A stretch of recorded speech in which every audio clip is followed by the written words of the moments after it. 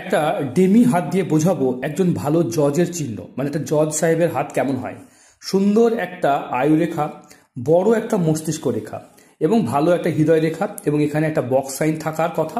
খুব ভালো, এটা কিন্তু জ্ঞান গরিমার জন্য খুব দায়ী। চন্দ্র থেকে কোনো রেখা বুধ পর্যন্ত যায়, মানে এরকম, মানে দৈবিক গুণ থাকবে।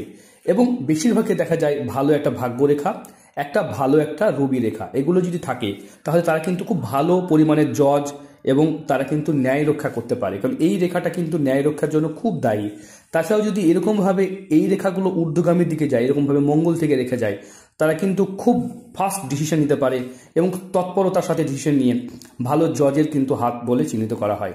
তাই প্রত্যেকটা হাত আলাদা, প্রত্যেকটা হাতের বিশ্লেষণ আলাদা। এরকম হলে যে ভালো জজ হবে এরকমটাও নয়, তবে বেশি ভালো, মানে বেশিরভাগ ক্ষেত্রে জজের হাতে এই চিহ্নটা দেখা যায়, মানে এই রেখাটা দেখা যায়। এই রেখাটা যেটা আপনার এইকে দেখাচ্ছি পাশ থেকে দেখুন, এই রেখাটা কিন্তু ভীষণভাবে দেখা যায়।